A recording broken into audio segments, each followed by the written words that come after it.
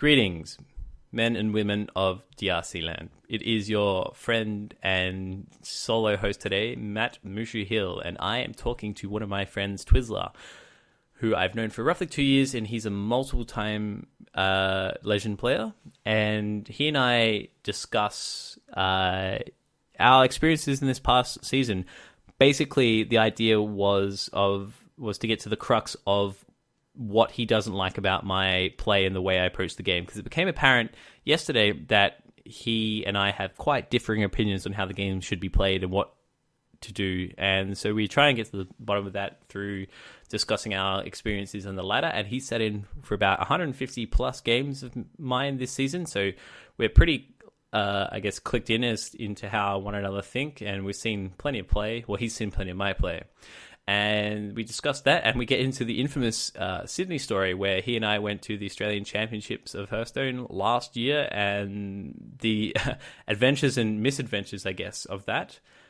If you enjoy this sort of thing, if you find yourself being like, man, this podcast, this rocked, please let us know, and we can do more. I've got a bunch of people I'd love to talk to in this sort of format.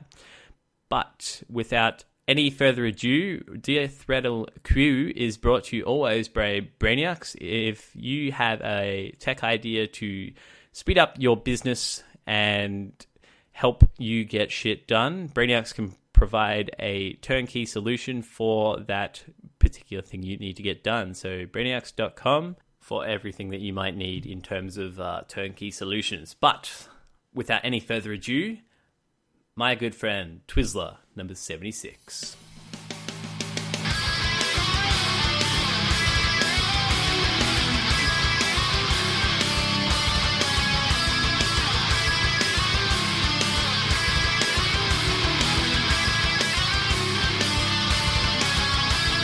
You're listening to the Deathrattle Crew, a Hearthstone podcast. Twizzler, Hello. What's going on, buddy? What's going on? Not much, man. Not much. I'm chilling, hanging out. It is 10 past 11 on the 31st of December 2015, and I have brought you on to discuss this season as a whole. Yes. You have been playing quite a few games this season, as have I, and I think it's safe to say that this season has been the hardest season I've ever participated in.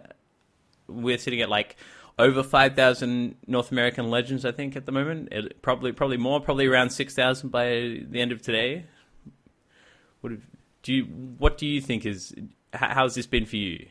Well, I'll agree. The meta, like throughout the mid and late part of the season, has been like a lot different to a lot of other seasons in terms of there's a lot more things being played, a lot of different styles. It was a bit more of a grind to get to Legend this season. You've been Legend a few times. How many times have you been Legend now? This is my fourth Legend season. So yeah, neither of us are particularly like on our Twitch channel. We're not going to be like 16x Legend because we just haven't done it that many times. But I think one of the things to remember this season is we've gone through an expansion release, like the tail end of an expansion release. Yeah, and it was somewhat unique in that we had 2 weeks where we had the same like wing because we had that Thanksgiving skip week where All right, so this season, when did you get to Legend? I got to Legend on the 20th or the 21st, around that time. I've actually got it here, the 20th. It was the 20th. Yeah, so a little over a week ago. So you've been chilling in Legend for a while now. Yes. Well, a week. It's nice and comfortable. Yeah, it was good. Now you did quite well early in the season. What did you do to get like a good start? Because I got like trashed and just bent over a table quite literally. I think I play like out of all the days in the season, I probably play like the most games in the first 3 or 4 days because I have like I sort of have like a mini goal to get to like rank 5 by the 5th. But in this particular season, there was, and I'm sure it's the same with a lot of other seasons, there was a huge amount of aggro at the start of the season, and presumably that's because people are trying to climb fast, or people are, that was when this face shaman was starting to emerge, and people were playing hunter before it faded out. So I was playing this really super anti-aggro priest, and like the curve like capped out at the 6-drop with Sylvanas, and there was the pyros with a bunch of 1-drop spells, and I was just preying on all the aggro, and I was doing really well against a secret paladin, which was still in the aggressive kind of stage with the divine favors, and there wasn't so many sludge belches and that, and it was a lot more aggressive, easy to fight back with an anti-aggro priest deck. So when did that sort of fall off? When did you hit your peak of being like, man, I can't win like more than half my games?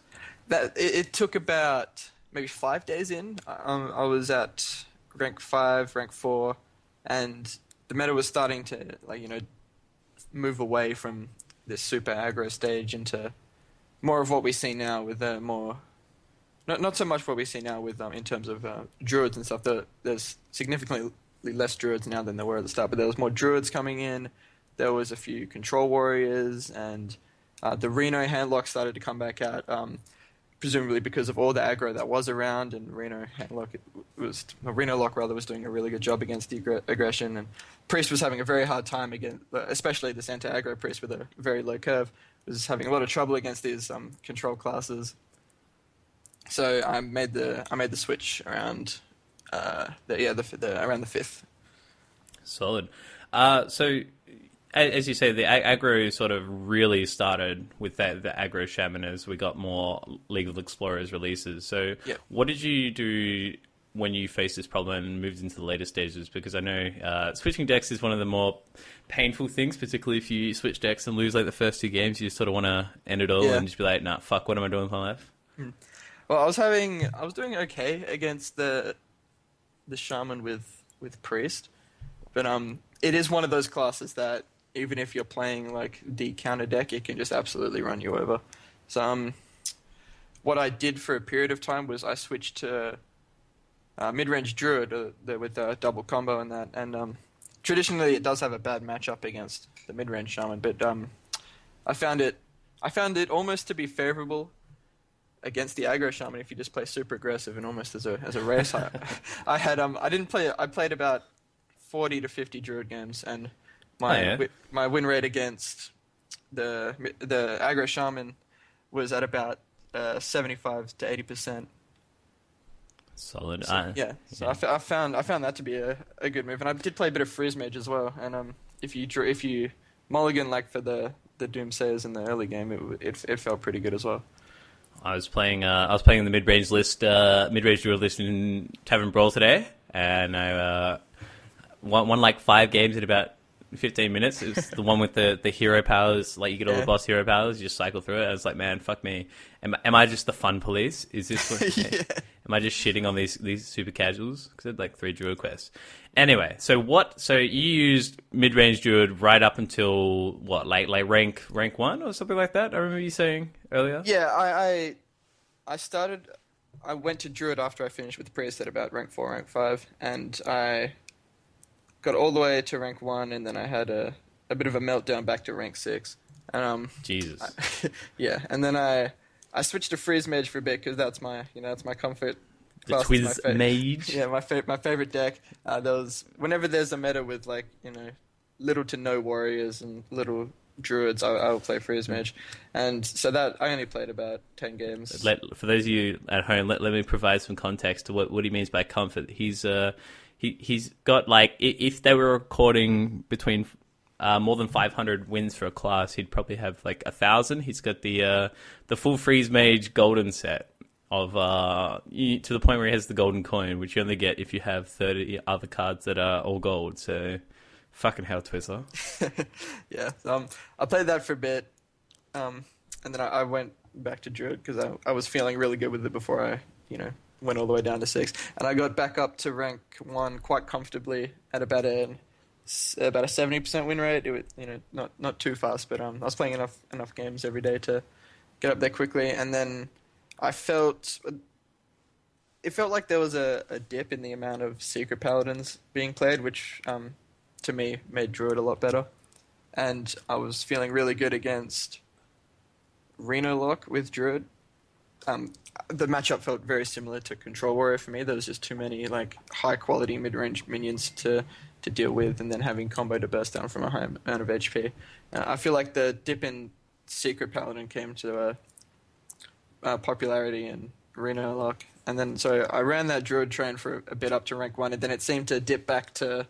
There was more people playing Druid, I noticed, maybe for the same reason, maybe for their own reasons, and then the Secret Paladin started to come out again, and I felt like I hadn't really played that much Tempo Mage, and I felt the matchup against against Paladin would be really good, so I decided to play some Tempo Mage, and I took that to Legend from rank 1. You son of a bitch. So you got there, as you said, early December. So you've just been chilling in Legend for about a week, and you told me that you love to just play whatever when you get to Legend, and you've just been in the several thousands, the 3,000 pluses. You're like, yeah, I'm at about 3,900 right now. You're a hand lock player, not a relay lock player. Yeah, it's the decks I love to play are the really slow control kind of decks like Ramp Druid and Handlock and Reno Lock is fucking slow. It's just... it's like the difference I find in the fun factor for me between Reno Lock and Handlock is getting to play Mountain Giant on turn 4 more consistently, and a lot of the Reno Locks are moving away from Mountain Giants. Yeah. Very few I would say have Mountain Giant. I think most of them have Molten Giant, but. Yeah. Dude, there's nothing more satisfying than playing Brown on turn 3 and Twilight Drake on turn 4 and getting like a 4/14 or something. It's just like that feels pretty good.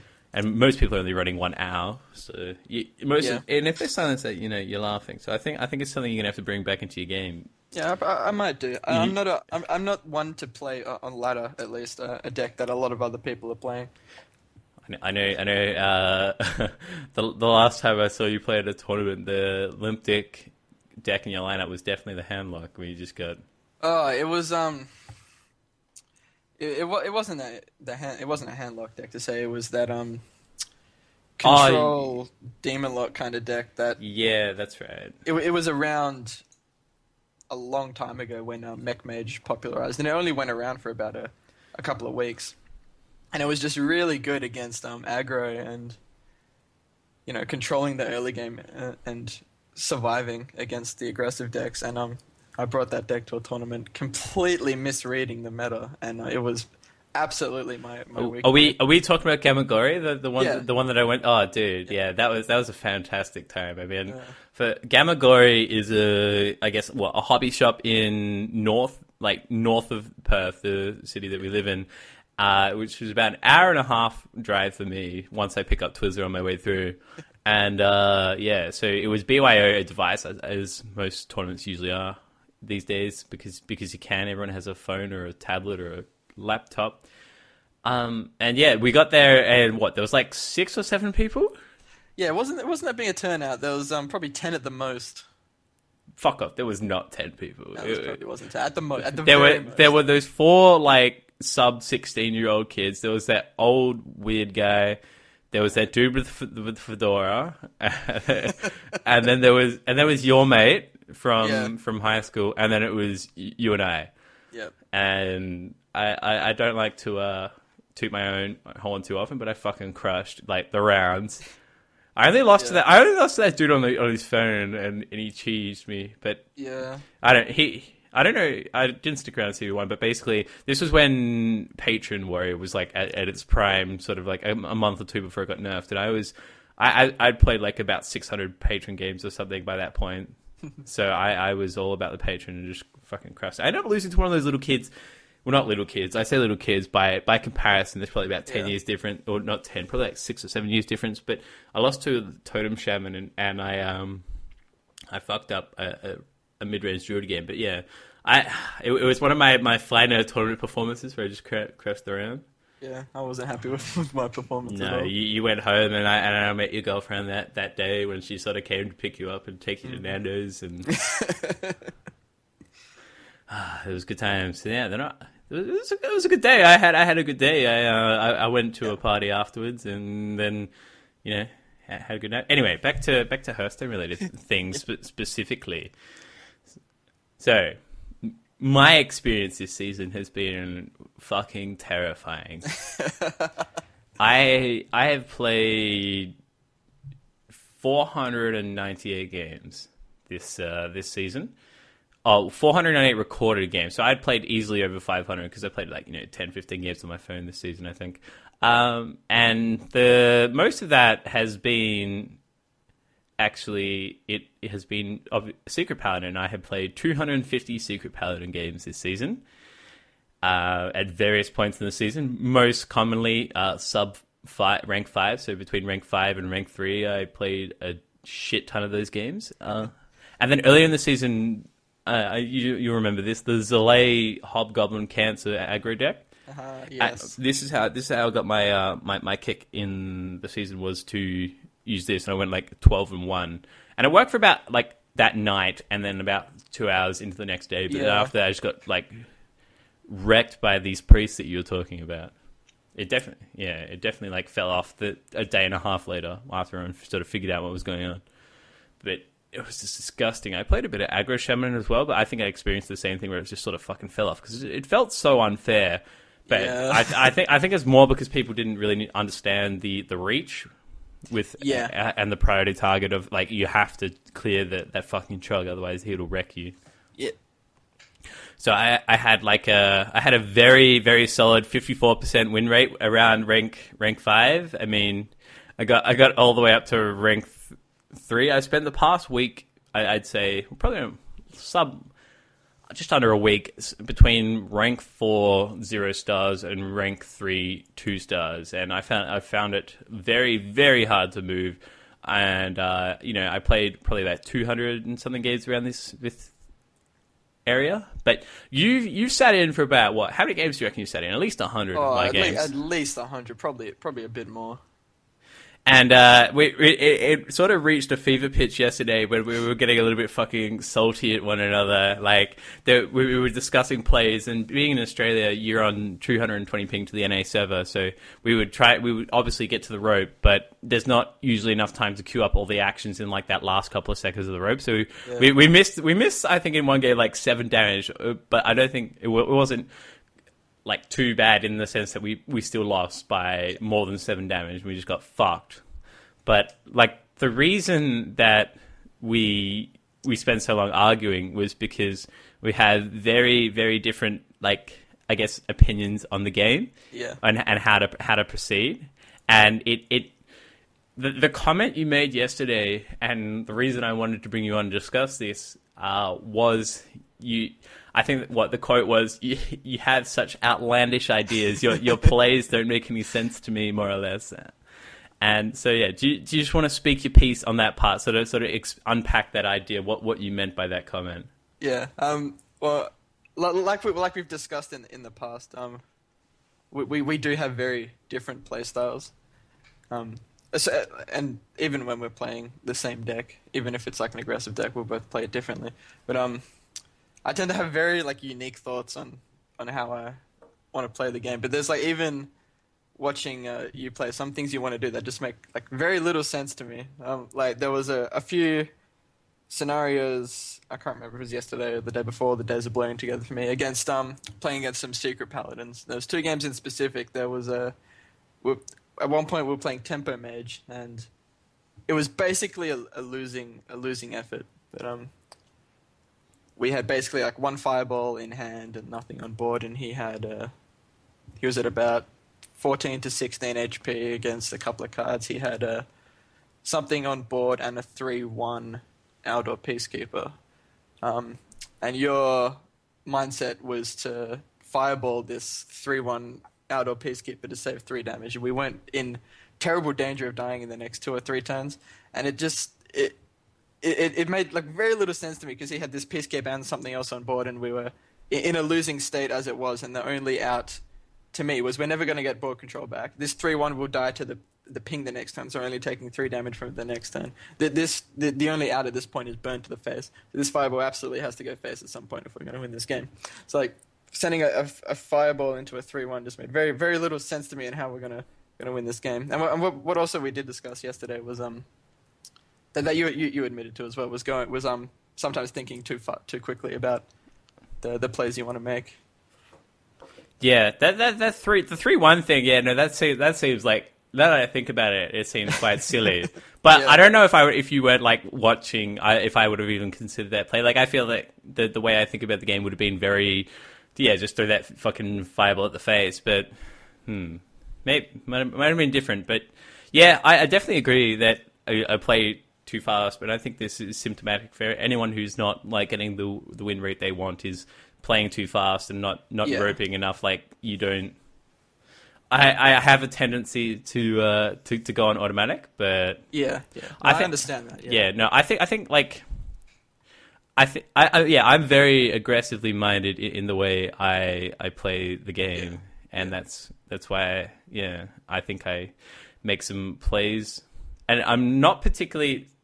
Sometimes I'm not like risk averse. Sometimes I just sort of like commit to the play, and like I don't know. Something I was doing last night was not so much being. There are some times where I feel like I can play around it, like with the example of Zoo. If I have Nerubian eggs and shit and Haunted Creepers, I feel like I can play around board removal. Yeah, absolutely. And I would do the same. Yeah, but when I don't like have those sort of things, I sort of enter the mindset of I just need to just leverage it and just force them to have it. Yeah.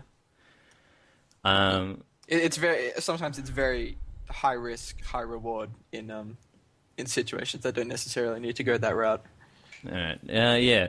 So, what else do you have to tear me down with? Like, I feel you were saying before, man, I don't want to be too condescending, but I don't want to seem too alpha in this situation. Go for the throat Twizzler. That's what listeners want to hear. Just people shitting on me. That's what people like.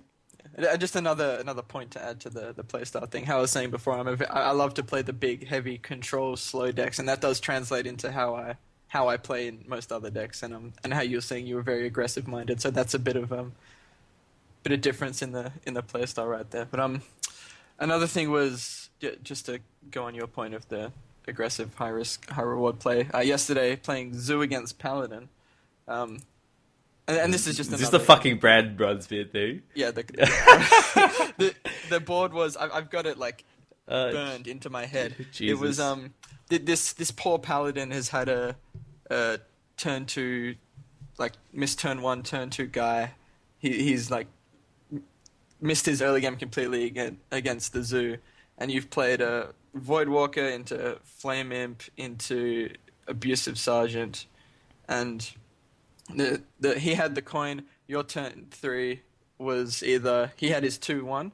Your turn 3 was either play something that died to Consecration and tap, or play Brand Bronzebeard on curve for 3 mana, send the Abusive Sergeant into the 2-1, and then hit face with everything else, so you only have one thing that dies to Consecration, or play the other thing that dies to Consecration, send the Voidwalker into the 1-1 to put it down to exactly 2 HP, and have a board of 4 minions that die to exactly Coin Consecration.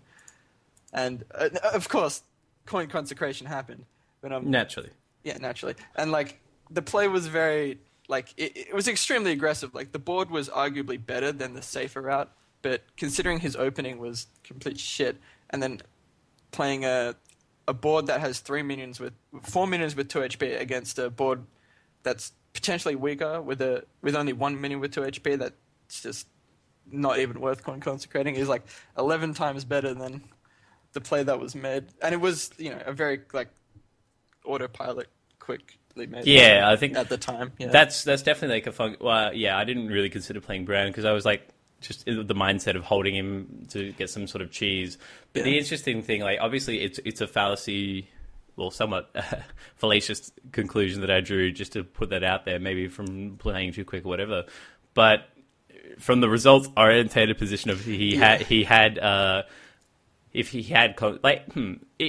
think if he doesn't have Consecrate there, we just win? I think that was my mindset.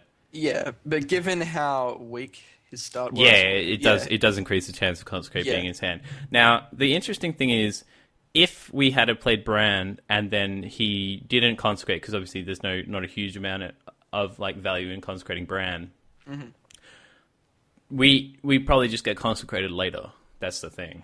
Yeah, that is That like, is a thing. It's obviously a less valid point because it's results orientated after the fact. Is. Yeah, but it's you can put when you get so far ahead on board, like 4 minions to none, you can put yourself in a position where you're so far ahead you can control the board and have the ability to play around the paladin AoE consecration at the same time. Yeah, but I don't know. I don't know if it was like a fun. I don't know if it was you watching me. I definitely felt like sometimes it was. There's a bit of a disconnect between what I was thinking and what you were thinking, and no one was saying anything. Yeah, like that. Yeah, I tend to speak up a lot less on what I think should do than. You just assume I'm thinking what you're thinking. Yeah, it's sometimes because I just assume the right thing's going to happen. Well, not to say the right thing or what I think should happen, as to what actually happens, and it's a lot because I don't want to speak up too much. Like I don't want to be raiding on your parade too much, so to say. You don't. You're a guest. You're a guest in my Hearthstone board. You're only looking. This is your game. You do what you want. I'm just gonna look, don't touch. Yep. I get that, but yeah, no, that's why I remember saying to someone that I wanted to bring like more people into my I guess my Hearthstone support group, because I always feel like sometimes with prior to yesterday, I always feel like you're too nice, you're too too agreeable. Yeah. I wanted someone to tear me apart. So, well, not so much tear me apart, but just be assertive in the sense well, yeah, this is wrong. This is what is probably better. Assertive, constructive criticism. Yeah. Yeah, ACC as they refer to it yes. in France. That they got time for nothing there. Everything's abbreviated. Anyway, I think next season, which is sometime tomorrow, 5:00. Mm-hmm. Tomorrow, after we're all nice and sobered up from tonight's exploits. Mm-hmm. I think I'm looking to play something with a little more, I guess, ceiling in terms of win rate. So I played very, I guess, almost capped out decks in that there's only so much you can do to win. In that Zalay, Hobgoblin, Cancer, if you get cleared, you're wrecked. There's a very specific win condition. Aggro Shaman, if you don't draw your shit, you cooked. And even Secret Paladin, it's a tempo based deck. If you don't curve out, you're fucking cooked. Yeah, you need to hit those mid range beats on 5, 6, and 7. Exactly. What else did I play? Yeah, even my experience with Tempo Mage was so it's just, I guess, an extension of that point in that if you don't get that Flamewaker curve out, then you are fucked, sir. You need that sort of, I guess, that earlier start to just throw shit at your opponent in the late game to just be that far ahead on board.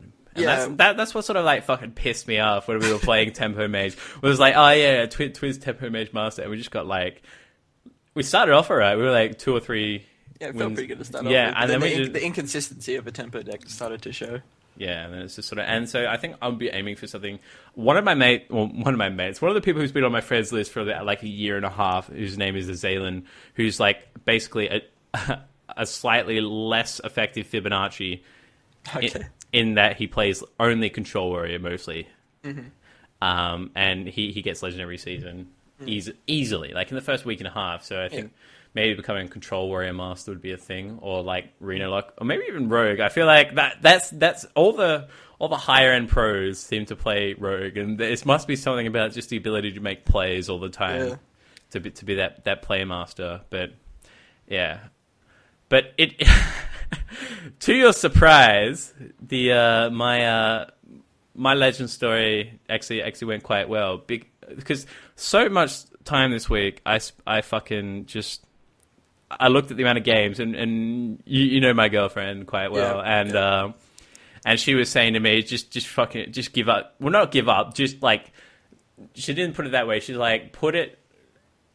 cut your losses and take the next couple of days off before New Year's Eve and the season had ended. And at this point I was at least 400 games in. I was like, no, I way can't too do invested. Yeah, I'm way too fucking invested. 400 games. Whenever someone you ask, how many games does it take to legend? 200-300 games depending on your win streak initially. It is taking me so fucking long. Spoiler alert, I got there last night. But yeah, I got there by yesterday. We sort of discussed the idea of playing Zoo because I only hit Legend once prior to this season, and that was with Zoo like October last year, like 2014. Yeah. And I sort of like, I guess I got a little bit complacent in that, I'd made Legend, I didn't need to do it again sort of thing. And I always thought that I could, but I never actually did. It's sort of like, I just got to like fucking rusty as shit in, I guess, the grind. So I had a few, I guess, like humbling moments, like earlier this year when I tried with Patron Warrior and I couldn't do it. And I was like, I don't really care because not only do I have to get to a Legend, I have to get to the top 100 to get any points for the 2015 BlizzCon season. So I didn't really bother when Patron was a thing, even though I was like pretty good with Patron because I just grinded out so many games, and that was more like trial by fire. I only got better by like fucking shit up consistently and learning from it. It's a good way to learn. It's a very good way to learn. It's a very painful way to learn. Yeah, painful but effective. Anyway, so I played Zoo last night after you went to bed. Yeah, and I was like, you left, and then I was like rank 3, like 2 or 3 stars or something. And I just started queuing up Zoo, and I was like, all right, fuck it. I'm just going to see how far I can go. And won initially... let's have a look. I won 3 games in a row against a Shaman and then 2 Reno locks, and then I lost to another Reno lock that Malganist me. And then I was like, no, because I got to rank 2 with that sort of 3 win streak, and then I lost back to 0 stars of rank 2.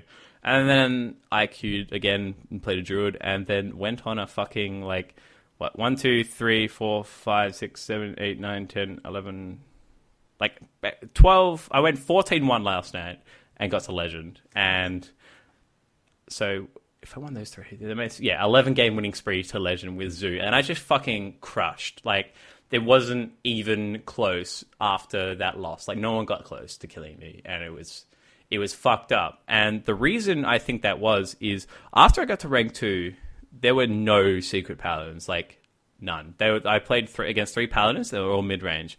I escaped the fucking pocket. There must have been so many people. Like I sort of thinking about it when I went to bed last night. It was like there was because all I would play, like if I scroll back down, is just paladin, and then some like occasional Reno lock and a priest and shit. But it was just so much fucking paladin. And for anyone who's ever played a mirror match, you know there's only so much you can do to like maximize your like the skill edge. Like obviously Secret Paladin is quite capped out in what you can maximize with a skill edge. It's not something like a Control Warrior versus Control Warrior matchup where a lot of the time it's the more skillful player or whoever draws slower who wins the game. But yeah, I sort of once I escaped the Secret Paladin, I guess that rank 4 to rank 3 shit where everybody was, there must have been such like a clog of people playing the same kind of decks that I was in that spot. Yeah. And I managed to escape, and so second time to Legend with Zoo, and maybe I have a one-trick pony Twizzler. Maybe I don't. Maybe I can't do anything but Zoo. But the addition of Dark Peddler is so ridiculous. Like being able to, obviously there are going to be times. There were quite a few times where I just got like 3 1/1s. I saw Hungry Crab a shit ton. Like that was just absolutely ridiculous. I don't think I saw Zombie Chow once. But I saw a shit ton of Soulfires and Power Overwhelmings, and that was that extra reach. Yeah, I think I posted a picture last night where I had like 3 Power Overwhelmings in my hand. That was a great game. Yeah, no, that was fucking hilariously good, and it's just I felt so confident in just like throwing shit down and just going straight for the face. It was interesting. It was a good time. I had a good time, and I'm now Legend, and you couldn't fucking believe it. No, I was like, Jesus Christ! Like this came out of absolutely nowhere. But if I can, congratulations, by the way, well done. I just want to go back to that the point about saying there was that big pocket of secret paladins. Just a quick point. I don't want to take too much away from your glory. But what you were saying a lot is you wanted to play a deck that had a better win rate and was more consistent. perhaps the reason that there was that big pocket of secret paladins around the rank 3 and 4 mark was because the deck didn't have that higher win rate at that point. The deck everyone was playing, the Ostkaka version, the kind of more mid-range slower version than what was being played in the past. It just didn't have a good win rate in the meta that was going around, and maybe that's why you were stuck there as well playing secret paladin. Everyone was playing it in that same spot, and then there was just none past rank 2 because everyone was stuck in that spot, and that's maybe as far as the deck could go at that point. I played 3 iterations of Secret Paladin this month. I played the original Tempo Storm Secret Paladin. It took me a while to get on the fucking Keepers of Uldaman thing, but when I got on that, I was just like, man, this is so much better. And then I got on the Ostkaka list, but that was sort of that's a tournament deck, or was that a Legend climbing deck? Was that a ladder deck, or was that a tournament deck? I'm not sure. I didn't see. I saw it on someone posted it on Hearthstone. I didn't see what. Yeah, if it was ladder. It was the Ragnaros version. Yeah, just point and click. Go to Hearthpoint, find a deck, try and get Legend. That's always my strategy. No, but it very much felt like, I guess, a tournament deck because there was no consecrates in it, or consecrations, which, while you can sort of see where it doesn't need to have consecrate because of, in theory, you're focused so hard on tempo, and to consecrate is usually not a good tempo play unless you've had a great turn 1, 2, 3, and then you can consecrate to clear their 1, 2, 3, and then hopefully build tempo from there. But most of the time you have much bigger 4 drops. This version ran both Keeper of Uldaman, Blessing of Kings, and I think 1 Shredder.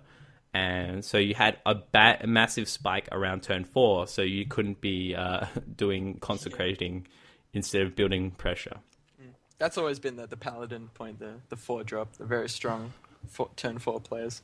And I remember driving to work last week, and I was like, man, I haven't seen fucking Ragnaros in forever. Is he just shit now? And then he appears in this list, and he does so much work in this Ostkaka Paladin list.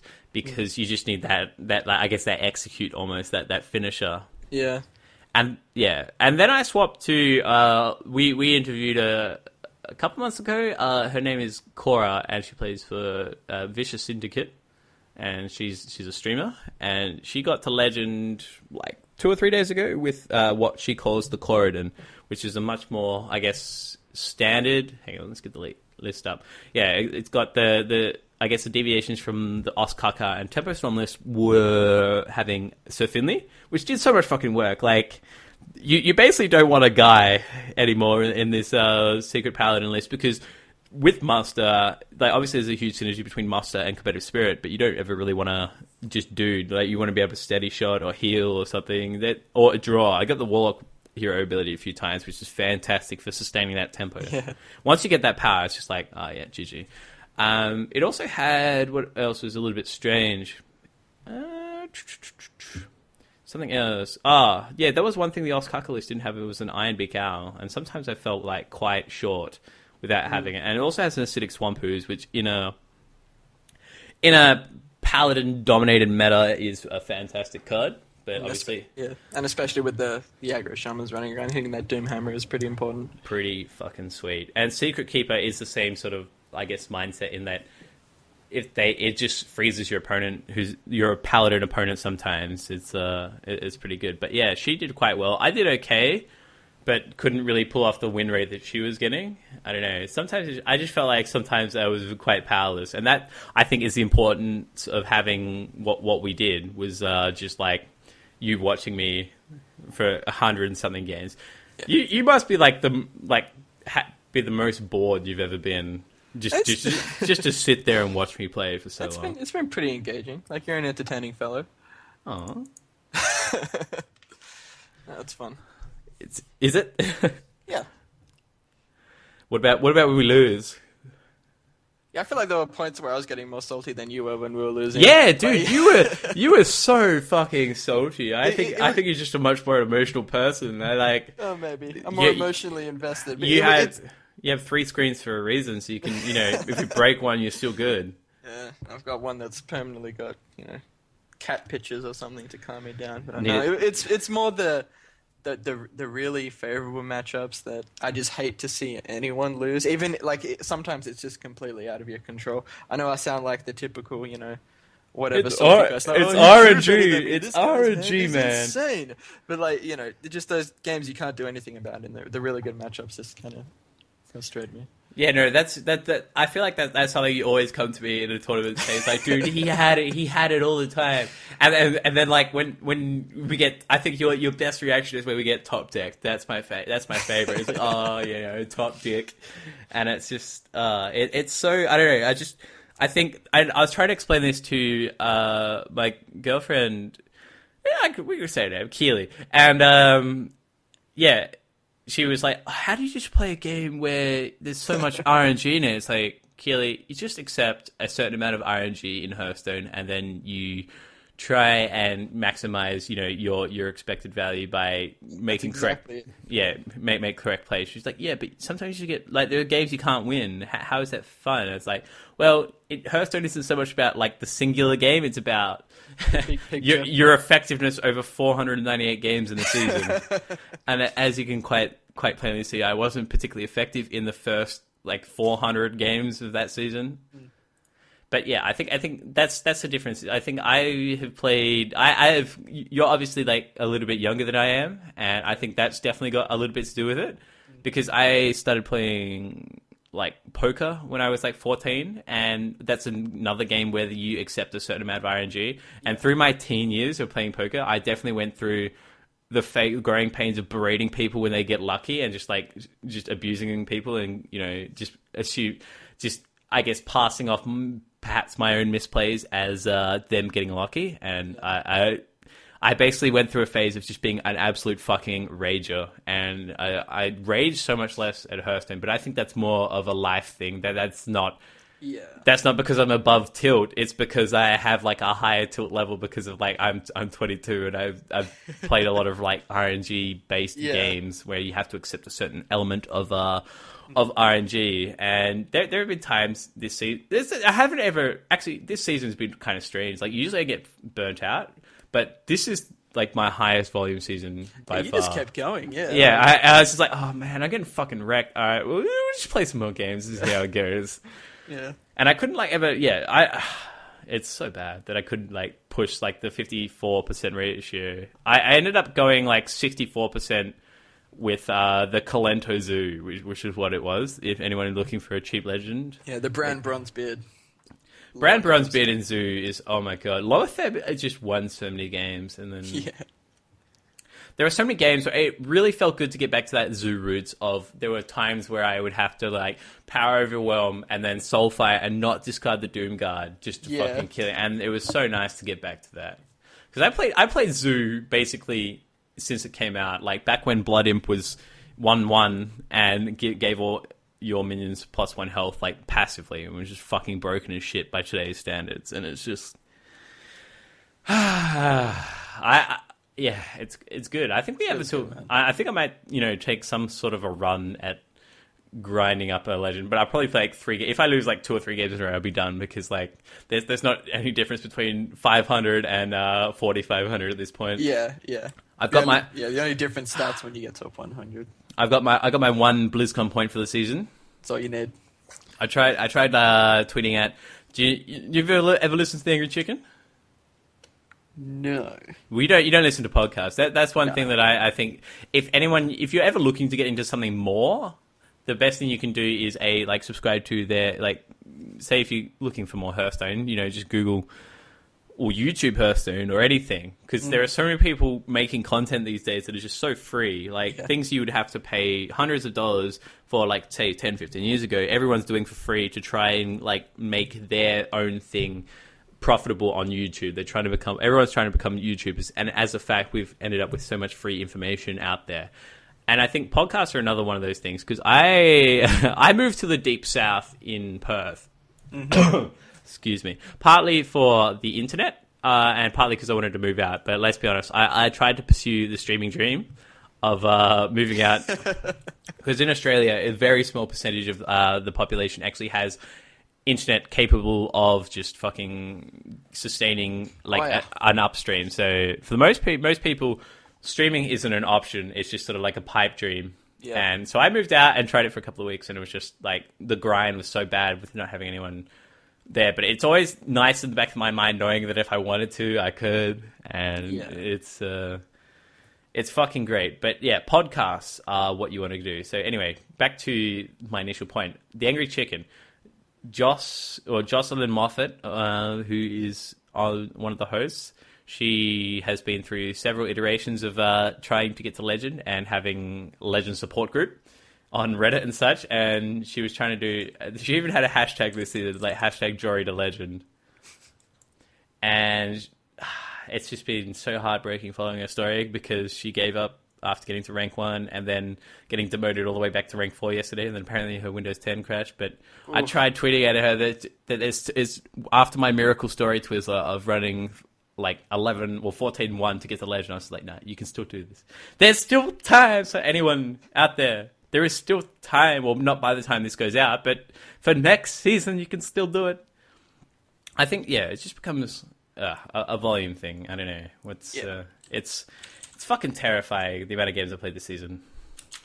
Yeah. Yeah? Yeah.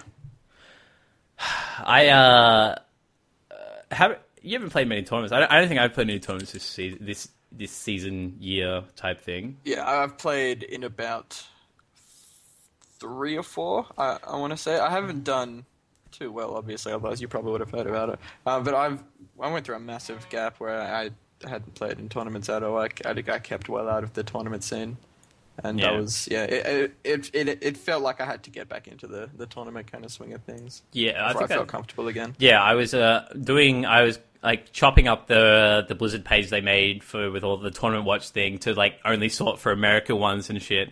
Yeah. So if anyone's interested, I'll chuck that up with an amended list that's only got the American ones on there, and it's like sorted in date order and shit like that, and get the hyperlinks in there to actually connect to the page. Because a few times, like, you're like, oh, I'm playing in this tournament tonight, and it's like 2 a.m., and you're like, there's 512 people in it, and there are 100 people over the cap, but you can register and see if anyone checks in.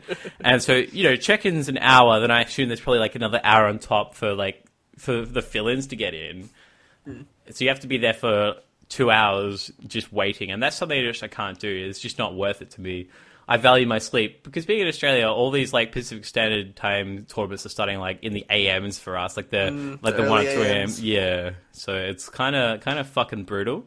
So we have to wait for like Doz Play or something to get their shit together and get that going. But no, I think we need to get a tournament circle going. Like, we sort of seceded from our other group of friends, because we used to be like play on a League of Legends team. That's how we met. That we one time we were looking for a couple or another player for our League of Legends team for a local LAN, and we posted on the Perth community page. We're like, yeah, I'll come play, and that's sort of that's how we met. Here we are, like 2 years later. That's the story. Is like, yeah, we needed. Yeah, it's also the story of how one of our friends got his most. Not current girlfriend, but previous girlfriend was on a League of Legends page. It's fucking fantastic, and she was quite crazy. Oh, nice. Like one of the most. She meant well, but some of the things she did, holy shit, was so fucking crazy. Did you ever meet her? I never met her. I had a few conversations with her. Though. Yeah, you just heard the stories. Yeah, no, it was good times. We've also we've been across the country together. We have indeed. That's a fantastic story. We pursued the Hearthstone dream last year after BlizzCon. There was a Australian Hearthstone Championships, quote unquote Hearthstone Australian Championships hosted by Popular Popcorn. Yeah, I was gonna say hosted by that fucking popcorn company. Yeah. So they ran like 2 months of these qualifiers. It seemed online qualifiers. Yeah, online qualifiers. The theory was they had these bronze, silver, and gold qualifiers in which each one would be like the buy-in would be higher. So it'd be like 5, 10, and 15. I think it was. I think the bronze one was free, and then $5 to enter the silver. And so the idea was that these Australian-run tournaments where you could win money and win, I guess, a seat into this Australian Championship, which was the idea. Sounded so fucking cool at the time. I was like, oh my god, something for us. And they boasted a prize pool of like $5,000, and so the first prize would be 1,000, second 500, third 300, and everyone like top 8 would get like $100 or something. $200 for the bottom 4 of the top 8. Yep. Yes, and so you had to win a qualifier or place second in like a gold or silver qualifier. I think you had to do. That was it. Yep. Yeah, you could, and in the bronze you could only win it to get a qualifying seat. And I remember we spent so many, like, this was in the heyday of Zoo. This is like the month I made Legend with Zoo originally.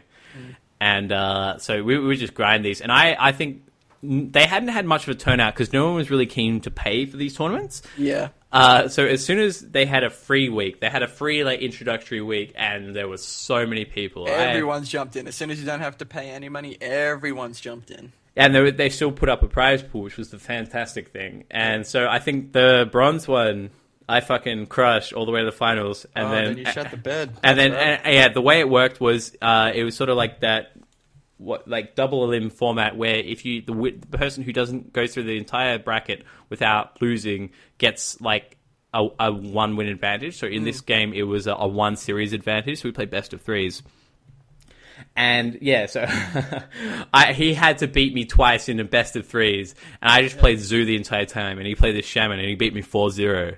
Yeah, this was back before the days of Conquest. This was there. Yeah, this was like sort of gimped last hero standing sort of thing, which is pretty fucking funny. And then the next day, I like came top forward in like the silver one, and you were just getting crushed at this point. Yeah, like I'll just like explain my Hearthstone experience at that point before you can keep going. I was at the point where we were still playing a lot of League of Legends. And I was at the stage where like, do I want to like choose Hearthstone or League? And I almost solely chose Hearthstone because there was a chance of going to this Australian Championships. Like I was still a bit of a scrub at Hearthstone at that point. I'd only been playing for like 6 to 8 months at that point, and I was like, I played just before I started playing, like a few months before Nax came out.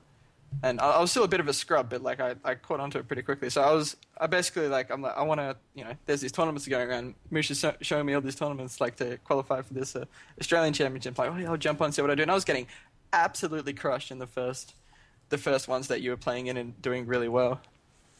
I was an absolute fiend with the Zoo. I had like, this was with the Undertaker as well. Like people thought I favored myself in the aggro hunter versus Zoo Warlock matchup with the Undertakers, because I just knew I was so good with it. I could just beat anybody, and you didn't have to. You could just, if you lost with a deck, you could just play it again. So I lost sometimes in the first game with Zoo versus Hunter. I basically just played Zoo the entire time.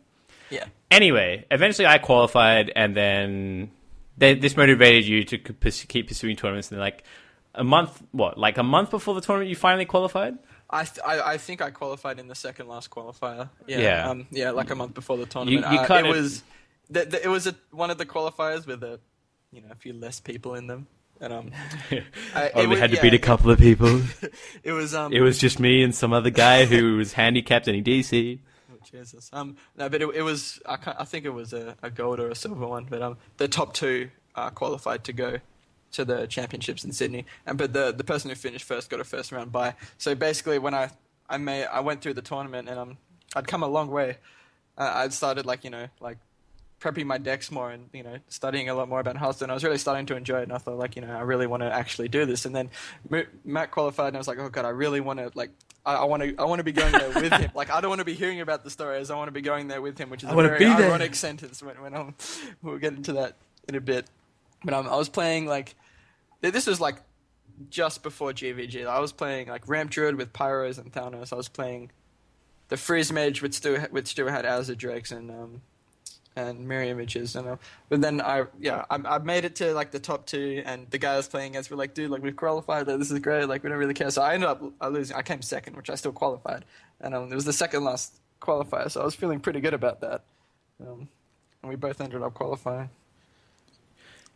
Yeah, dude, I think I just qualified without like a bye. I think I'm pretty sure I finished second. I don't think I ever actually won one of those tournaments. Yeah, I remember both of us playing in the first round, yeah. Yeah, I consistently got like a solid second place. But yeah. So I at this point we're like, pretty keen to go, but Yeah. you know, being poor students, none of us really had much money until they brought out like flight assistants. They managed to get more money out of the company. I'm pretty sure the guy who ran the tournament owned the fucking company and just wrote it off as like a business expense or anything. Anyway, something happened. So we were able to get like flight rebates. They like weren't $200 rebates. Yeah, we were the only two coming from Western Australia. And for those of you playing at home and have no idea what Australian geography is like, Western Australia is the big fuck off left-hand side, basically opposite side of the continent to Melbourne. And so it's more expensive for us to fly from Perth to Melbourne than it is for a lot of people in surrounding continents to come to the country, like New Zealand or Thailand, in those Asia, like close Asian countries. It's fucking like much cheaper, but it's just because we have to cross this massive fucking continent. Most of Australia is just sand and rocks and shit. Like you look at the population distribution, and there's like 80% of the population in like Melbourne, Brisbane, and Sydney. It's just it's ridiculous. Anyway, so once we got this $200 rebate, we decided, it's worth going. Let's do it, because you know we get the rebates. So we're only really paying for one way, because we got on the old Tiger Air. Good old Tiger, where they seat you on the wing and you just sort of hold on for dear life. But no, they're very good. But it's sort of like the equivalent of being stuffed into a sardine can in terms of a plane. Alluding to the next part of the story. When it came, I booked this trip. I booked the trip. So the tournament was on Saturday in Sydney. So I booked it. I booked accommodation that was more or less around the corner from where this venue was. Very handy. Very handy. Like, it was great. It was cheaply priced. You know, they had Wi-Fi and not much else. It was like was basically, if you think an ensuite bedroom, that's what we had. It was nice. It was cozy. Yeah, it was very cozy. It was these two beds and just like a bathroom shower kind of thing. Yeah, like a and 2 by 2 centimeter TV in the corner. Yeah, we had like that bar fridge as well. Oh yeah. Anyway, when it comes time to get on the plane, you know, actually it was a few days before when we were discussing. I forgot about that part of the story. Man, every time this part of the story comes, I think of this story. This is like one of the worst experiences of my life. Like, not so much from the implied financial constraint, just the stress was like, and the anxiety was ridiculous. Yeah. All right, we were discussing whatever, were something about the tickets, and you know, we had like the times were right, like, you know, when we here, and then like the flight numbers were wrong. No, it wasn't the flight numbers. The flight numbers were the same because it was the same flight. That's right. But 24 hours apart, because we were like comparing when to get to the airport and stuff, and I was like, oh no, we get here at this time, and you're like, no, dude. That's right. Yes. Get there a little bit later or something. Yeah. And I was like, what time's your flight? And we realized the flight time was like an hour and a half different. Yeah. And we're like, okay, what the fuck? Someone has fucked up. Yeah. And it turned out I had fucked up and booked the flight 24 hours prior to what we needed. Because our flight was like 1 a.m., 1:30 a.m. Yeah. And then that date kind of messed with you. That definitely fucking messed with me. And this is not the first time that has happened. I've traveled around the country to play laser tag, and I've done that before where we had a connecting flight and I fucked up the connecting flight. And so, but luckily I was able to just buy like a ticket in the airport. But I pissed away a lot of money over the past like 10 years in booking flights that I don't get to. Anyway, so after paying the equivalent, basically, to buy this flight, to get on the one that you were on, it cost me the same amount of money that I'd already paid for the first to fly there and back. It cost me another $400 because I, paid $200 to get there and $200 to get back, but I obviously fucked up the date. Yep. So whatever. I just like, fuck me. I just have to win to cut my to win back my losses. Anyway, so I buy that plane ticket, and the night comes. You show up like, a good hour and a half early, get on the all your shit, checked in your shit. Waiting, all checked in, all good to go. Waiting for you to show up.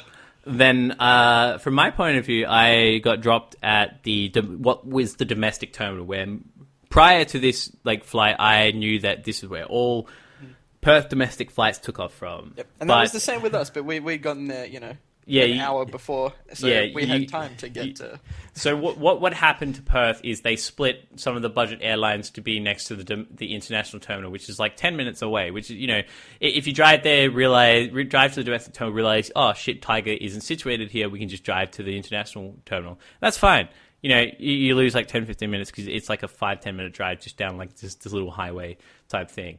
But I had been dropped off with my brother, and he's not one who doesn't use his phone a lot, so he sort of didn't have his phone on. And so when I tried to call him and be like, "Oh yeah, no, it's not here. Can you come pick me up?" And so I was like, "Oh no, I'm a little bit stressed, but I'll go catch like they have a taxi service, like a bus that comes every 10 minutes to go from domestic to international." So I jumped on that, realizing, oh man, it's getting closer and closer to time. And so I get on that, and this is probably like 45 minutes, 40 or so minutes, getting probably slightly more than that. It's like 50 minutes before the plane is scheduled to take off. And so I arrive at the terminal, run in, and get in the line where there's about 8 or 9 people there, and there's this family of people having it out with one of the flight attendants. Yep. And I was like, oh, okay, I'll just wait in line. They won't leave without me. I haven't checked in at this point because this is before I realized you could check in online and just walk straight through without like getting a ticket or anything. Well, you can print your ticket at home. And so I spent about 20 minutes waiting behind these people just non-stop arguing. I was talking to this girl online. She's like, oh yeah, no, I've checked in. It's all good. And it's like, at one point, it got to the point where the flight attendant was like, all right, sorry, we can't get you on this flight. We're going to have, there's not enough time left, talking to this family. And I was like, oh, hi, I've got a ticket and, I haven't checked in or anything, but I need to get on this flight. And she's like, no, it's too late. You can't get on this flight anymore. I was like, what the fuck? I've been standing in this line for 20 minutes. And she's like, you should have said something. And me being a polite person at this point, this has changed. This experience has changed me. And she's like, you should have said something. I was like, oh my fucking God, check me in and I'm going to run to the thing. And she's like, okay. So I run through fucking security, put my shit in the bag, and then just like fucking run to the door, and they've closed it. And I'm like, just freaking out. This is the first time I think I've ever actually freaked out, like no idea what to do. And to the point where I'm just like, no, you need to let me get on this plane. You need to let me get on this plane. And I was like, call the pilot, get onto it, let me on this fucking plane. And to the point where this guy's like, no, sir, you cannot get on this plane. It's, check-in's closed and everyone's on the plane. And this is the point where I'm like holding the door open so we can't get away. And he's like, if you do not release this door, you'll be like arrested for a felony or something. I was like, all right. Whoops. So I was just sort of like fall on the floor at this point and just like in the fetal position, just sort of like, oh my God, what the fuck do I do? Oh, was there someone sitting next to you? And what happened was, so I'm on the plane, right? I'm like, I was waiting for Matt to come, heroically running through security at the last second, but my dad was there and he was like, just get on the plane. Oh yeah, no, yeah. I met your dad, that's right. So he's like, just get on the plane. So I'm like, all right, I've gotten on the plane, I've sat down. There was someone next to me. It was so they fucking sold my ticket. Yeah. That's why they wouldn't let me on. There was no spare seat, and so there was people sitting either side of me. So I'm on the plane. I'm waiting for. I'm looking at both entries to the plane. Like, is he gonna come? Is he gonna come? Like, has he managed to jump on? They've put him on some spare seat. I don't know. And then I've gotten to. Actually, you keep going.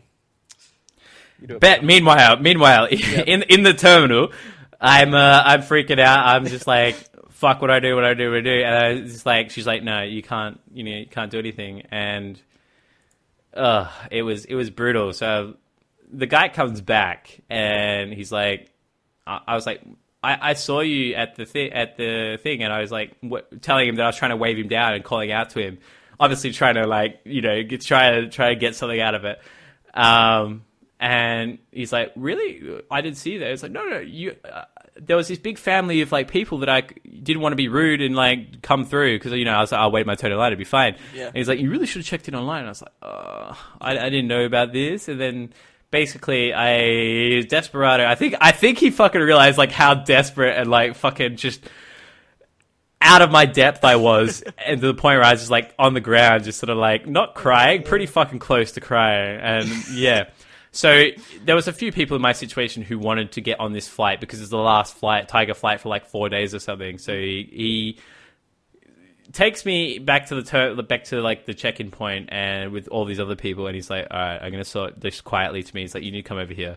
And he's like, yeah, no, I'm going to oversell tomorrow's flight and you're going to get on this flight and it's not going to cost you anything extra. And I was just like, man. And I've been like a complete dick to this guy. Yeah. Because I was like, fuck this guy. He's stopping me from getting on my plane and I need to get on my plane because I need to get to Sydney. So the idea with the trip was I booked it so we would arrive in Sydney on the Friday so we could sit there and play for a day and work out our shit before. Because we had up until like 8:30 the morning of the tournament to submit our deck lists. Yeah. So basically I spent 24 hours in Perth just like preparing as I missed this flight. So you got to Sydney all by yourself, had no idea of what you were really doing. I sort of sent you a message explaining. I had it all planned out. I planned it out beautifully. The problem came in the execution of my side. It was all like Sydney's a fantastic city in that the train system is connected directly to the airport. Like one escalator goes. That was fantastic. Goes to parking and the food court and shit. The other one goes to the train station. Like, you come off the escalator and you're in the train station. Yeah, I was like, man, fuck Urban, whoever planned this, +1 to you, sir. You fucking outdone yourself. That's good shit. So I've gone madam. to Sydney.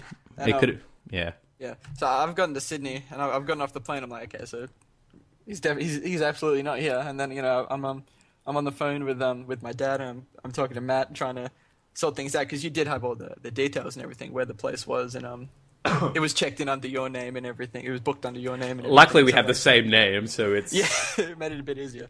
But this was like the first like big thing I've done by myself, and it wasn't even intended to be by myself. Like, I'm 19 now, nearly 20. I was 18 at the time. Like, this is the first time I've like left, like even Western Australia by myself, and I was like, okay, this is going to be like a bit different for me. A coming of age experience. My coming of age, my moving into manhood. So between you and my dad, you got the details to me, like, and it was super easy. It was like, get off the airport. Yeah, dude, it was streamlined. And it was like 8 in the morning. Like, get off the airport, get out of the airport, just like walk down some stairs. There's the train station, and you just spend 40 minutes on a train straight out to where we were, and then the place was, you get off the train station, on one side is the venue where we're playing, on the other side is where we're staying. They're like within like 2 minutes of each other. It was fantastic. So I got off and I talked to the guy at the hotel we were staying. I'm like, yeah, look, we were supposed to have 2 people staying tonight, but we've had a bit of a mix up and there's been a mishap. Yeah, and I'm like, so we'll just pay for the one tonight, and the other guy will be along for the second night tomorrow, and it was all good, and then you managed to get on the next plane, which was 24 hours. I was 3 hours early for that plane. I was there. I was making sure I did not miss this plane. Yep. And I got on that plane. And we both ended up in Sydney in time. See, that's an exciting story in itself. Like, yes. I had to get from the flight got in. It was a red-eye flight, so it got in like an hour and a bit before the tournament. So I got off the plane, and I'd booked one of those town hire cars, like in a full-on, very nice car. Because people said it would probably be cheaper than a taxi, because it was like a 45-minute drive from the airport. So I was going straight from the airport to the tournament venue, and I arrived as they were starting, like fucking tired as shit. And and it wasn't nearly as prestigious as I thought it was going to be. Like, it was in like a hall. It was in a hall with 2 other tournaments running. Yep. There was a Magic the Gathering tournament, which was like 70 people big or something. Yep. And there was a Pokemon TCG tournament. Yep. And so we were just sort of crammed over in the corner with like these 40 of us that were there. It was so like limp dick based on like the expectations that I like. They had its own website, and where you would like, once you qualified, they put you in a legend card, and you got to put like a quote on there. And that was fantastic. That was my favorite bit up until that point. So I got to Sydney right as the tournament was starting, after spending an extra $500 to get there. So at this point in time, including the rebate, I was still $700 in the hole. So if I won the tournament, I'd come out $300 clear. Yeah. I didn't win the tournament. This was to provide some context in terms of competitive like edges and shit. This was like 3 or 4 days after GVG dropped, something like that. Yeah, Jesus, I forgot about that too. Yeah, so I was like, I was fucking great at the previous meta. Like I was at the point where I could play all the decks in the original classic set meta, well, Naxxramas set meta, fantastically. Like I'd play Zoo, I'd play Hunter, it'd be great. And yeah, this was after the Undertaker nerf as well, wasn't it? Yes. Undertaker had just been nerfed, and GVG had sort of happened, and I had no idea what to do, and just got fucking crapped on the entire tournament. This was before Mech Mage was figured out. This was before, like... Yeah, like literally 3 or 4 days after GVG. Like everything was prototyped. People were still figuring things out, and it was a very rock paper scissors mentality. Luckily, you won. You did really well this rock paper because you brought I will tell my part of the story here. So yeah, I spent because luckily I got to Sydney on time. I spent a lot of my time in the hotel room, trying to trying to figure out this new GVG stuff, and some of my decks looked like. You'd look back and laugh at what they look like. And you'd look back and laugh at what 90% of the decks that were there look like because it was 3 to 4 days after GVG. So I've brought like a very, very early stage of the Echo Molten Giants Mage. It does look kind of similar, but there's a lot of differences. There was in my list I had like Mana Worms. I had it was kind of that sort of Duck Giants Mage that went around for a while with Mountain Giant, Molten Giant, Freeze Mage sort of thing. There were the Echoes, the Sun Furies, the Molten Giants, and that did an unbelievable amount of work, like a lot more than I expected. And I brought I brought a Shaman list, a mid-range Shaman list. I was running a Dunemore Shaman. I was running... Yeah, that was fantastic. Yeah. Those Shamans did so much work. Yeah. The Shaman did an amazing amount of work. Like, I won my first round match with the Dunemore Shaman. I had to win 2 50-50s and hit the face twice with the Wind Fury. And that happened, and the guy, came around and watched my second round match, which I also won.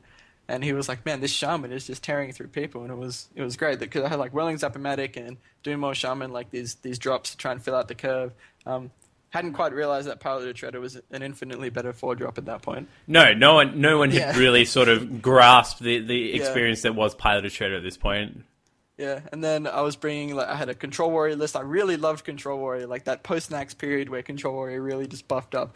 I really loved it, so I was bringing in Control Warrior with, putting in a couple of Shield Maidens. I was playing a Crush and Bomb Lobber and a Gorehowl. Bomb Lobber was a fantastic card back then. Yeah, that was great. I was playing those, and I had my Mage, my Shaman, my Warrior, and I brought my the new Handlock list that came out, like when GVG came out. People were playing Ogre Brutes instead of Ancient Watchers, and the Healbots were coming in instead of the Earthen Farseers, and people were still playing like 1 Soulfire, 1 Dark Bomb when Soulfire was nerfed to 1 mana. Yeah. And it was I never played my Handlock list once because Warlock.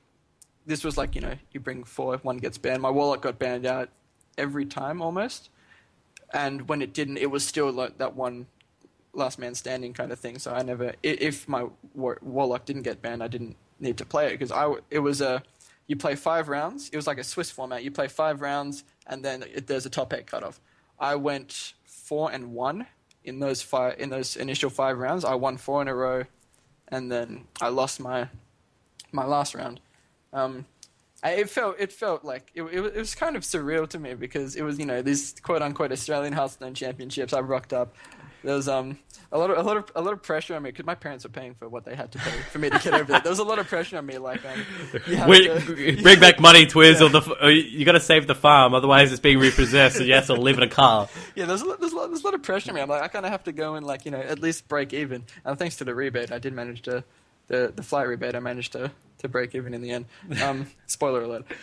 So I won my first 4 rounds like convincingly. Like the first time, I'm like, okay, I've won the first 2 in a row, and like they kept updating like the ladder as they went on, and I'm like sitting near the top because I was 2-0, and then I was 3-0, and I'm like, oh Jesus, this is going all right. And then once I won the 4th round, and it starts getting like, they show the ladder and there's like people like pulling away a little bit, like, there's people down the bottom like who Deathrattle. and then there's the top. I was near the top end. And I'm like, well, Jesus, this is happening. And then I won the fourth one, and I'm 4-0 at the championships, and I'm like, well, shit. And I had like a mini goal set for myself, like I want to make top 8, and I thought that was an extremely exaggerated goal for me because I still didn't consider myself a really good player at that point. And I'm like, Yeah. So I want to make top 8, and I'll be extremely happy with myself. And so by the time I was 4-0, I'd basically guaranteed my spot in the top 8, and I kind of relaxed a bit. I was like, well, shit, like I've done this. I don't need to do any more. This I feel is like me. I don't need to do any more. Like this is enough. But obviously, I'd want to keep going. And so I lost like the last round of the Swiss before the top 8 cut off, and I got they cut the top 8 off, and I was in the 6th seed spot, and it went on to best of 5, and I was playing my. I got slaughtered. I got 3-0'd. So I ended up finishing 6th, which was I won $200 and I paid for my flight back plus the rebate, and it was fantastic. So I finished 6th, quote unquote 6th best player in Australia at the time, which is probably Blizzard unofficial. Inaccurate. Yeah, extremely inaccurate. But based off that, that's what it said. But I got slaughtered. I got 3-0'd. I was playing. Yeah, you play that shit. I was watching you.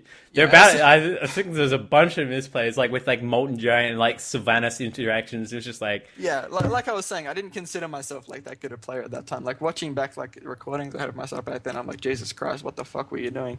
But I was playing like my Echo Mage against Druid, and like if you get a turn of like, I had a turn of like 6 Molten Giants on one turn against a Druid. Like how the fuck is a Druid gonna deal with that? It's Sneeds into Grommash Hellscream and then Wrath to activate the Grommash is how it was dealt with, and that was my downfall. But I was playing. Oh no, I bought a Control Hunter. That's right, I bought a Control Hunter with that I was really excited to play. Back in the day, yeah, when I was Control really Hunter was a excited to thing. play when GVG came out with the Steam Weedle Snipers and the Guzzrilla and Sylvanas and Feign Death. It was fantastic, and that did dick all. Yeah, dick fucking all. There was like no time to test any of this shit, though. Yeah. That's the interesting I thing. played it on ladder for like a little bit, and I won like a lot of games with it, mostly because people had no idea what the fuck was going on. Yeah, and then I ended up finishing 6th, and that was pretty fun. It's good times. All right, we might take a break here because my bladder is about to explode. Same. Cool. All right, we'll reconvene. Let me. And we're back for the part 2. Well, not part 2. I guess the next part of the Sydney story, the infamous Sydney story. So you were just finishing off about how you got the top 8 and then got knocked out of the top 8. Yeah, top 8 had the 6th seed, got knocked out straight away, so I ended up finishing 6th. Yes. So from my side of the story, I basically walked in, and you were so happy to see me when I walked up to the Oh desk. my god, you made it! Yes. Yeah, I was quite happy to be there. And I did not go 4-0. I went 0-4. Well, I went 0-3 initially, and then I think I won 2 rounds. Basically, I'm pretty sure. Yeah, I'm pretty sure I either went like 1-5 or 2-4. Basically, the opposite of what you got. Yeah. Because my deck lineup was like, I had Control Pally, Control Warrior, Hunter, Warlock, and something else. I can't remember what my 5th deck was, but yeah. Wait, did we have 5 decks? Yeah, we did. Yeah. Yeah. Yeah. I chose 4, and they banned 1. It did not go well for me, and so I had spent all this money and basically did not make anything back. But it was an experience, not just a Hearthstone experience, but a life experience. I will never be late for a flight again where I can avoid it. I will be organized. I'll be the most aggressive person at the airport from now on. Most aggressive. But I think the value in going was definitely like initially because there were 2 sponsored players there, like 2, I guess, people who were backed by esports. Right, yeah. There was I forgot his name. His battle tag was Captain Levi. Yeah, and Levi. That was and his he represented Avant Garde, who's an Australian company. And so he got the same sort of record as me. That was the one bit of solace I took away, is the pros had this, well, the sponsored players or pros, whatever you want to call them, had the same idea that I did. Like their approach to the meta was the same. And I was like, oh man, maybe I'm just a genius and got fucked by the meta. But anyway, and then there was the other player who was representing Immunity, but he's a much bigger player in terms of personality, and he's been a professional esports player before. His name is Big Bird, and he was a StarCraft 2 player for Immunity. So he's been to like BlizzCon events before and shit. I don't know if you knew that. But yeah, he was a big player.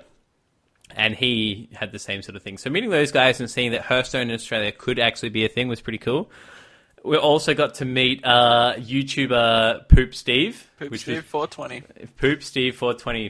For those of you who've ever seen a Poop Steve video, it's quite an interesting, almost crude sense of humor, which is interesting because definitely effective.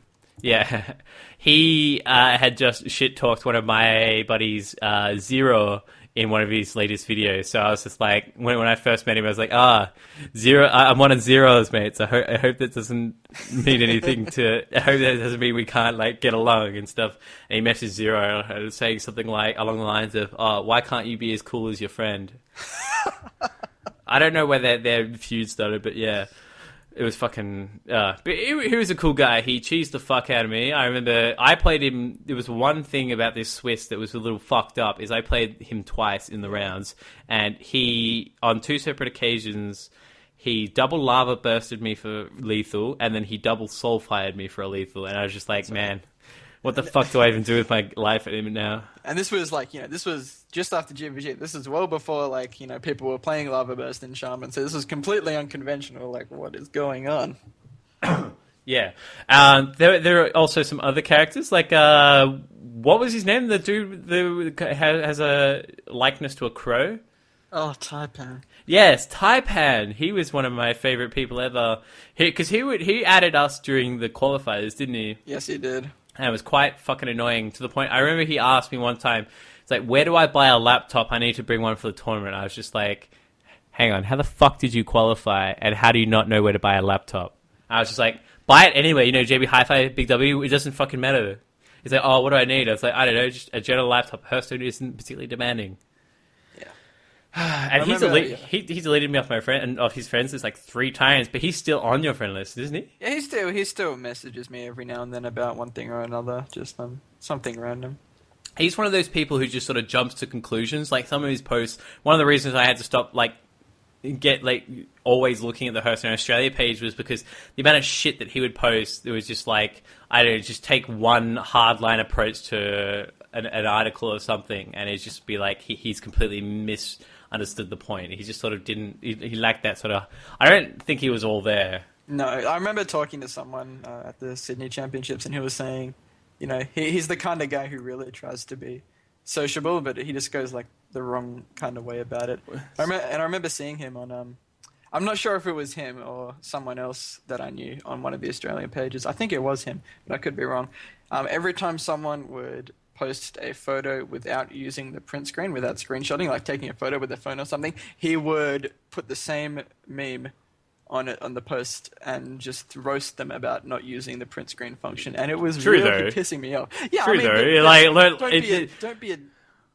don't be a dick about it. Like there are casual people that play this game. People don't know you can print screen. It's like people don't really care that much about this game than we do. It's like you don't have to roast them every single time they're gonna. I definitely take your point that you could be nice about it, but then it's those two things: print screens and people who record videos, portrait with their phone. It's just like, what do you fucking hell?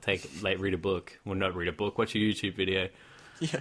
But all in all, it was a terrifyingly great experience. I have never been so anxious or stressed in my life, and was never so happy to bomb out of a tournament to just go get food and then go to bed. I had a fantastic time. I was so just tired and just shit. Yeah. I don't think it necessarily made too much of a difference to my play. Obviously, I didn't really record the games. I remember my preparation for the tournament was so shit. I think all I did was in terms of like counter picking and thinking about my order of picking, because that's one thing I don't think we ever really truly understood, is like really understanding like someone's lineup and like choosing what to ban and shit like that. That's something we definitely have to get better at. That's something we should work on for this coming tournament season, is like bans and do some more scrims and shit.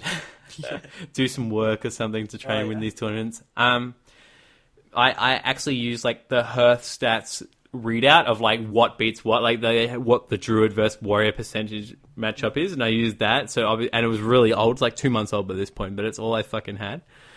But I remember the day after, when we needed to fly back, we just went like walking around a shopping center, just got various amounts of like takeaway food at different spots. That was a good time. Yeah, we had to check out of the hotel at 10 a.m. and our flight wasn't until like 5 or something. Yeah, we had so much time to kill. Yeah, we ended up spending like 4 hours or something at the airport. One, because slightly paranoid about missing the flight. Two, because we just ran out of things to do. Yeah.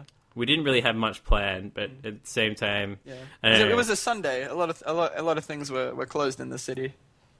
Nah, dude, I don't think they were. I remember walking around. Sydney's like progressive. Or maybe something was just permanently closed. Because I remember we walked through like some area, and it was just like everything was closed.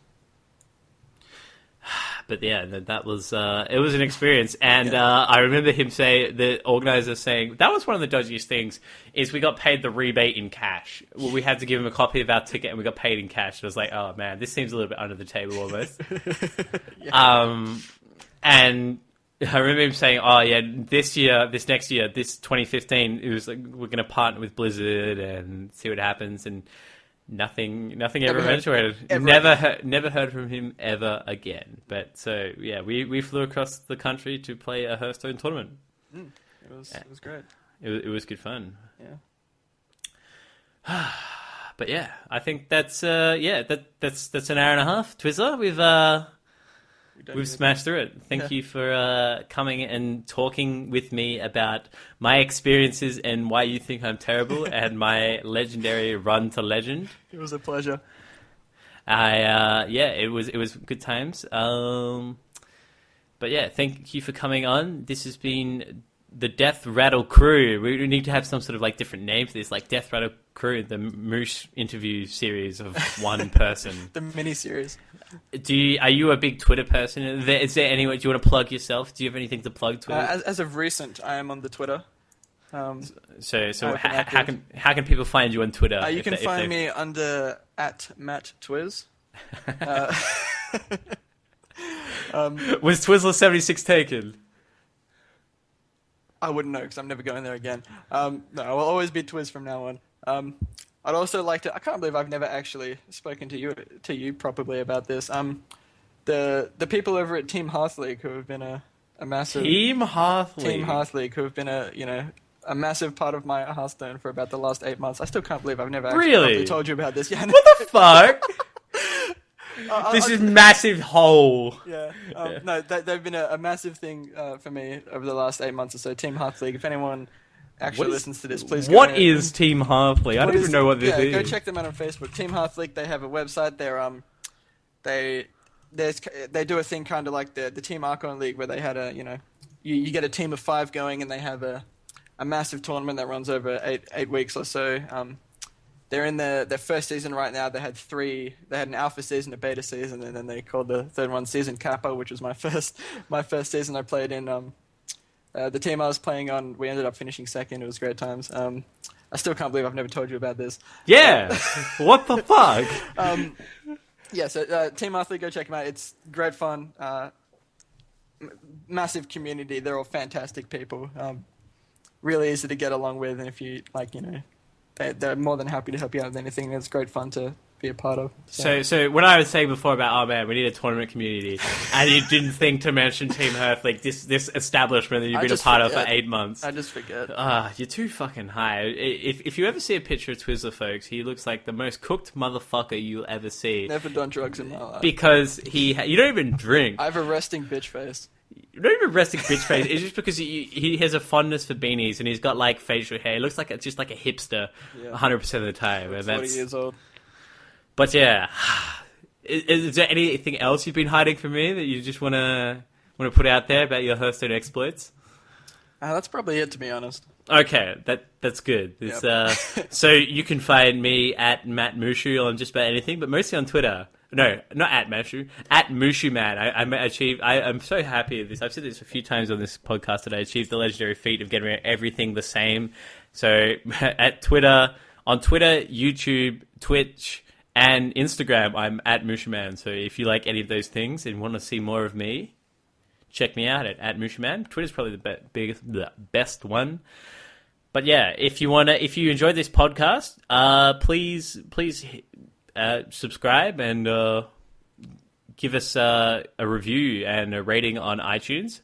Also, mentioned in the previous podcast that there will be an end of year survey that's going to go up with this podcast. So if you want to tell us how awesome we are, how much we suck, or what you thought of this episode, if you want to see more or hear more episodes like this in the future, please tweet at us or email at us at Deathrattle or at Deathrattle Crew for Twitter and deathrattlecrew.com if you want to check out us there. But for the Deathrattle Crew, I have been Matt Mushu Hill, and he is Twizzler number 76, and we will catch you next time.